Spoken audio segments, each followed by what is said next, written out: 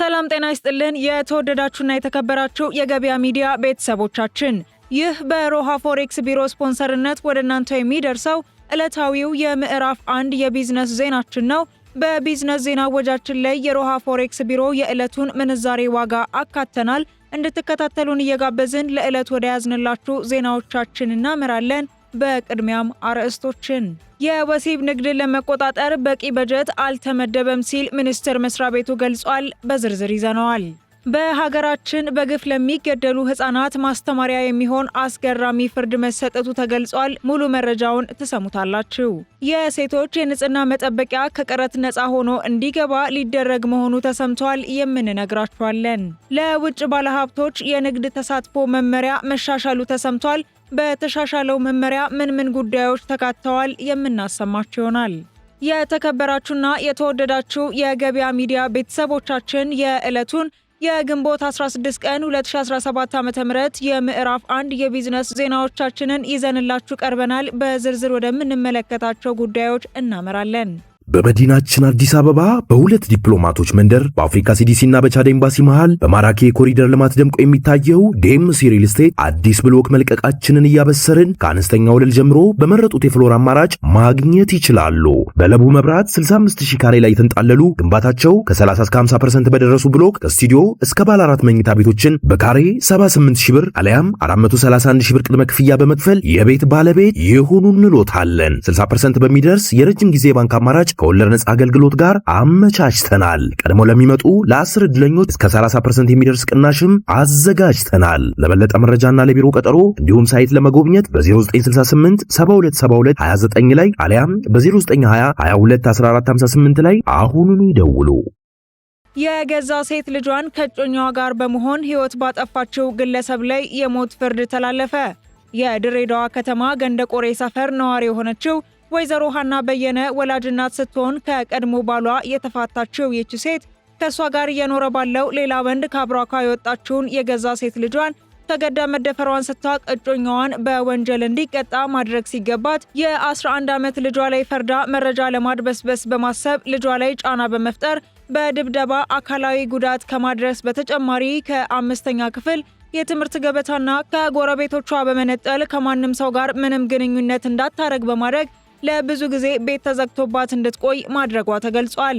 ወላጅናት ልጇን ስራ ቦታ ድረስ ከስራ ሳትነጥላት ብትንቀሳቀስም መረጃ ለመደበቅ በቂ ሆኖ ስላላገኘችው በመጨረሻ ከአብራኳ በወጣችው የገዛ ልጇ ላይ የሰራችው ተደጋጋሚ አረመኔ ስራ በተጨማሪ እጮኛዋን ከወንጀል ለማትረፍ መረጃ ለማጥፋት ህዳር 1 ቀን 2015 ዓ.ም ከእጮኛዋ ጋር በመተባበር የገዛ ልጇ የሆነችውን ህፃን በአምላክ ግርማን መግደላቸው ተገልጿል። በወላጅ እናትና እንጀራ አባቷ ህይወቷ ያለፈው ህፃን በአምላክ ግርማ ጉዳይም በትናንትናው ዕለት ግንቦት 15 ቀን 2017 ዓ.ም የፌዴራል ከፍተኛ ፍርድ ቤት 4ኛ ወንጀል ችሎት የቅጣት ውሳኔ ተሰጥቶበታል። በመሆኑም በህፃን በአምላክ ግርማ ላይ የነፍስ ማጥፋት ወንጀል የፈጸሙት እናቷ ሀና በየነ ገብረ ዮሐንስና እንጀራ አባቷ ብሩክ አለሙ ተሰማ በሞት እንዲቀጡ መወሰኑ ተገልጿል። የሟች ህፃን በአምላክ አባት አቶ ግርማ በጋዝ በችሎቱ የተሰጠው ፍርድ አስተማሪና እንዳጠቃላይ በህፃናትና ሴቶች ላይ በየቤቱ የሚደርስ ወንጀል ማሳያ እንደሆነ መግለጻቸውን ያጋራው የድሬዳዋ ከተማ አስተዳደር መንግስት ኮሚኒኬሽን ቢሮ ነው። የማኑፋክቸሪንግ ዘርፍ አፈጻጸም አናሳ መሆኑ የሀገርን ኢኮኖሚያዊ እድገት አደናቅፎታል ተባለ። የኢትዮጵያ ማኑፋክቸሪንግ ዘርፍ የኢኮኖሚ እድገት ለማምጣትና የስራ ዕድል ለመፍጠር ከፍተኛ አቅም ያለው ቢሆንም በአሁኑ ወቅት አፈጻጸሙ አናሳ በመሆኑ አጠቃላይ የሀገርን ኢኮኖሚ እድገት እያደናቀፈ መሆኑን አንድ አዲስ ሪፖርት ገልጿል። ከ7 ዓመት በኋላ በድጋሚ የታተመው ይህ ሪፖርት እንደሚያሳየው በ2015 ዓ.ም የማኑፋክቸሪንግ ዘርፍ ለኢትዮጵያ አጠቃላይ የሀገር ውስጥ ምርት ያበረከተው አስተዋጽኦ 4.48 በመቶ ብቻ እንደሆነ ነው። ይህ አሃዝ ከዓለም አቀፉ አማካይ አስተዋጽኦ 12.33 በመቶ በታች መሆኑም ተመላክቷል። ይህ ግልጽ ግምገማ የኢትዮጵያ ኢኮኖሚክስ ማህበር ዋና ህትመት ከሆነው የኢትዮጵያ ኢኮኖሚ ሪፖርት የተገኘ መሆኑም ተገልጿል። ኢትዮጵያ በውጭ በሚመረቱ ዕቃዎች ላይ ያላት ከባድ ጥገኝነት በማህበሩ ሪፖርት ከተገለጹ ወሳኝ ጉዳዮች ውስጥ አንዱ ሲሆን የሀገር ውስጥ ምርት በዓለም አቀፍ ደረጃ ደካማ አፈጻጸም ማሳየቱ ከፍተኛ የማስመጣት ጥገኝነትን አስከትሏል መባሉም ተሰምቷል። በተቃራኒው ደግሞ በቅርብ ጊዜ የተደረጉ የማስመጣት ምትክ ጥረቶች ከ34 ሚሊዮን ዶላር በላይ በማስቀመጥ የሀገር ውስጥ ኢንዱስትሪዎች የሀገር ውስጥ ፍላጎትን የማሟላት አቅም እያደገ መሆኑን እንደሚያሳይ ተመላክቷል። በተጨማሪም የስራ ዕድል ፈጠራ ላይ ያለው ተጽዕኖ ውስን ሆኖ በሪፖርቱ ላይ ቀርቧል። በዚሁ ዓመት ዘርፉ 6.47 በመቶ የሚሆነውን የሰው ኃይል ብቻ የቀጠረ ሲሆን የስራ ዕድል የመፍጠር አቅሙ ከፍተኛ ቢሆንም ያለው አስተዋጽኦ ደካማ መሆኑ ተመላክቷል። የአሰራር ችግሮች፣ ተደጋጋሚ የጥሬ ዕቃ እጥረትና አስተማማኝ ያልሆኑ አገልግሎቶች ለዚሁ ዝቅተኛ አፈጻጸም ምክንያት መሆኑ የተገለጸ ሲሆን በተለይም የኤሌክትሪክ ኃይልና የውሃ አቅርቦት የአቅም አጠቃቀምን መገደባቸው ቀጥሏል ተብሏል። እንደ አውሮፓውያን አቆጣጠር ከ2001 እስከ 2023 ያለውን ጊዜ የሚሸፍነው ሪፖርቱ የማክሮ ኢኮኖሚ አፈጻጸምን፣ የዘርፉ እድገትን፣ የፖሊሲ ውጤታማነትንና ተቋማዊ ተለዋዋጭነትን ከሁለት አስርት ዓመታት በላይ በዝርዝር በመገምገም ለኢትዮጵያ ኢኮኖሚ ልማት ወደፊት ስለሚወሰደው መንገድ ወሳኝ ግንዛቤዎችን ማስቀመጡ ተዘግቧል። በኢትዮጵያ አሁንም ድረስ በርካታ ሴቶች የንጽህና መጠበቂያ ምርቶችን እንደማያገኙ ተገለጸ። የሴቶች የንጽህና መጠበቂያ ሞዴስ ዋጋ በየጊዜው እየተወደደ በመምጣቱና አቅርቦቱንም ተደራሽ ለማድረግ ሲባል ከቀረጥ ነፃ ሆኖ እንዲገባ ከተወሰነ የቆየ ቢሆንም እስካሁን ተግባራዊ ባለመደረጉ ተግባራዊ እንዲሆን እየተሰራበት እንደሚገኝ የሴቶችና ማህበራዊ ጉዳይ ሚኒስቴር አስታውቋል። የሴቶች ንጽህና መጠበቂያዎችን ተደራሽ ከማድረግ አንጻር በርካታ ስራዎች እየተሰሩ መሆኑን የገለጹት በሚኒስቴር መስሪያ ቤቱ የሴቶች ጥቃት ጥበቃና መከላከል ከፍተኛ ባለሙያ አቶ ዘካሪያስ ደሳለኝ ከነዚህም ውስጥ በትምህርት ቤቶች ላይ የአቅም ውስንነት ላለባቸው ልጆች በስፋት የማሰራጨት ስራ እንደሚገኝበት ገልጸዋል። ሆኖም ግን እንደ ሀገር ያሉት አምራች ኢንዱስትሪዎችም የፋይናንስ አቅምና የግብአት ውስንነቶች ስላሉባቸው በኢትዮጵያ አሁንም ድረስ በርካታ ሴቶች የንጽህና መጠበቂያዎችን በአግባቡ እንደማያገኙ ተገልጿል። በዚህም የሰብአዊ ቀውስ በተፈጠረባቸው አካባቢዎች ላይ በተለይም በግጭት፣ ሰው ሰራሽና በተፈጥሮ አደጋዎች ምክንያት ከመኖሪያ ቀያቸው ለተፈናቀሉ ሴቶች አስቸኳይ ድጋፍ እንደሚደረግ ተናግረዋል። ይህንንም ችግር ለመፍታት ከፈረንሳይ የልማት ድርጅትና ከፈረንሳይ ኤምባሲ ጋር በመተባበርና የውይይት መድረክ በማቋቋም ከተለያዩ የሀገር ውስጥ አጋር አካላት ጋር በመሆን ስራዎች እየተሰሩ እንደሚገኝ ለአሃዱ ሬዲዮ አስታውቀዋል።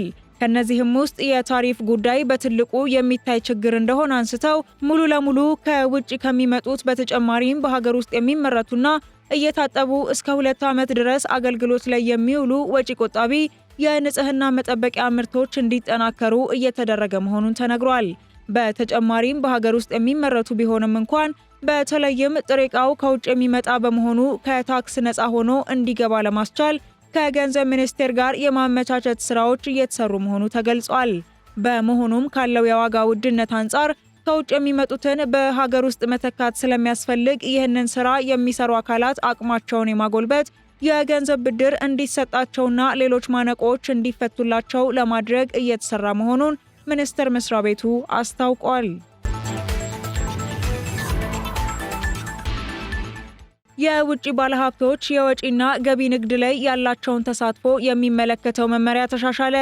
የኢትዮጵያ ኢንቨስትመንት ቦርድ ለውጭ ባለሀብቶች የንግድ ተሳትፎ መመሪያ ማሻሻሉን ገልጿል።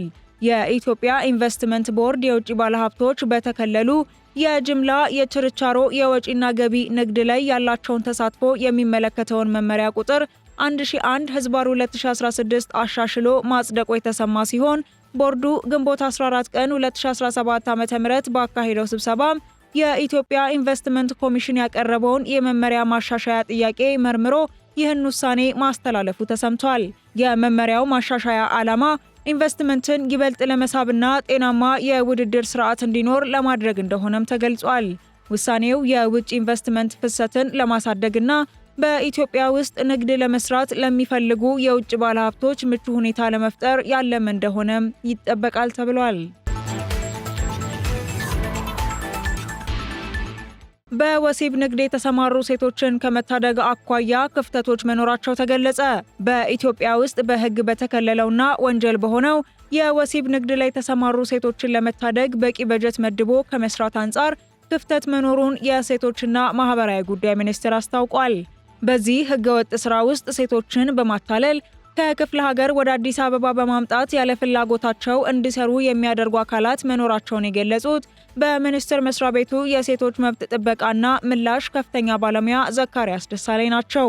በመሆኑም እንደ ሀገር በዚህ ስራ ላይ የተሰማሩ ሴቶችን ለመደገፍ በቂ በጀት ከመመደብ አንጻር ክፍተት ያለ ቢሆንም ፖሊስን ጨምሮ ከሌሎች አካላት ጋር በመሆን ወደዚህ ስራ እንዳይገቡና ወንጀል መሆኑን እንዲያውቁ የግንዛቤ ማስጨበጫ ስራ እንደሚሰራ ገልጸዋል።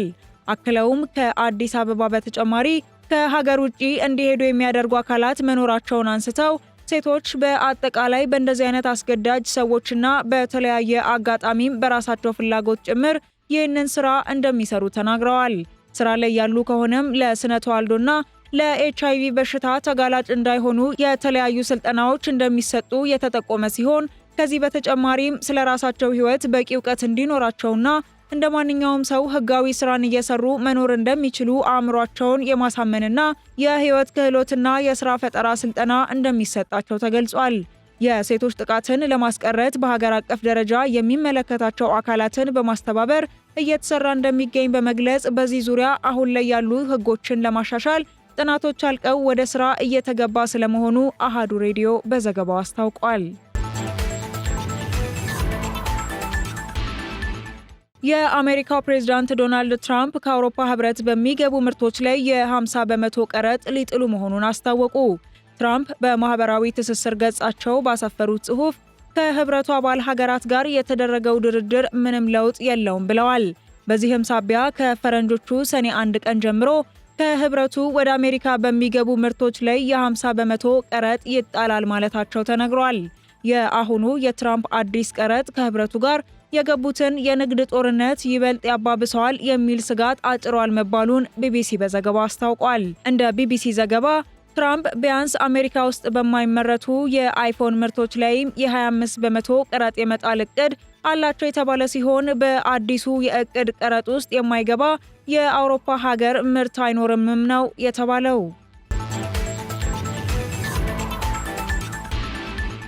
የተወደዳችሁና የተከበራችሁ የገበያ ሚዲያ ቤተሰቦቻችን የግንቦት 16 ቀን 2017 ዓ.ም ዕለታዊውን የምዕራፍ 1 የቢዝነስ ዜና ዘገባችንን ቀደም ሲል አሰማናችሁ። አሁን ደግሞ የሮሃ ፎሬክስ ቢሮን የዕለቱን የውጭ ምንዛሪ ተመን እናሳውቃችኋለን። በዚህ መሰረት አንድ የአሜሪካን ዶላር በ150 ብር ሲገዛ በ153 ብር እየተሸጠ ይገኛል። ፓውንድ በ185 ብር ሲገዛ በ188 ብር ከ70 ሳንቲም እየተሸጠ ይገኛል። ዩሮ በ165 ብር ሲገዛ በ168 ብር ከ30 ሳንቲም እየተሸጠ ይገኛል። ስዊስ ፍራንክ በ169 ብር ሲገዛ በ172 ብር ከ38 ሳንቲም እየተሸጠ ይገኛል። ድርሃም በ40 ብር ሲገዛ በ40 ብር ከ80 ሳንቲም እየተሸጠ ይገኛል። የሳውዲ አረቢያው ሪያል በ39 ብር ሲገዛ በ39 ብር ከ78 ሳንቲም እየተሸጠ ይገኛል።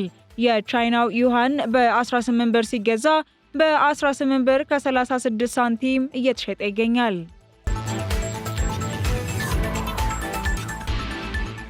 የገበያ ሚዲያ ቤተሰቦቻችን የዕለቱን የምዕራፍ 1 ዜናዎቻችንን ቀደም ሲል ተከታተላችሁ።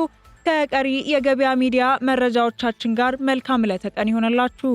በመዲናችን አዲስ አበባ በሁለት ዲፕሎማቶች መንደር በአፍሪካ ሲዲሲ እና በቻድ ኤምባሲ መሃል በማራኪ የኮሪደር ልማት ደምቆ የሚታየው ዴምሲ ሪል ስቴት አዲስ ብሎክ መልቀቃችንን እያበሰርን ከአነስተኛ ወለል ጀምሮ በመረጡት የፍሎር አማራጭ ማግኘት ይችላሉ። በለቡ መብራት 65000 ካሬ ላይ የተንጣለሉ ግንባታቸው ከ30 እስከ 50% በደረሱ ብሎክ ከስቱዲዮ እስከ ባለ 4 መኝታ ቤቶችን በካሬ 78000 ብር አለያም 431000 ብር ቅድመ ክፍያ በመክፈል የቤት ባለቤት ይሁኑ እንሎታለን። 60% በሚደርስ የረጅም ጊዜ ባንክ አማራጭ ከወለድ ነጻ አገልግሎት ጋር አመቻችተናል። ቀድሞ ለሚመጡ ለ10 ዕድለኞች እስከ 30% የሚደርስ ቅናሽም አዘጋጅተናል። ለበለጠ መረጃና ለቢሮ ቀጠሮ እንዲሁም ሳይት ለመጎብኘት በ0968 7272 29 ላይ አሊያም በ0920 22 1458 ላይ አሁኑኑ ይደውሉ።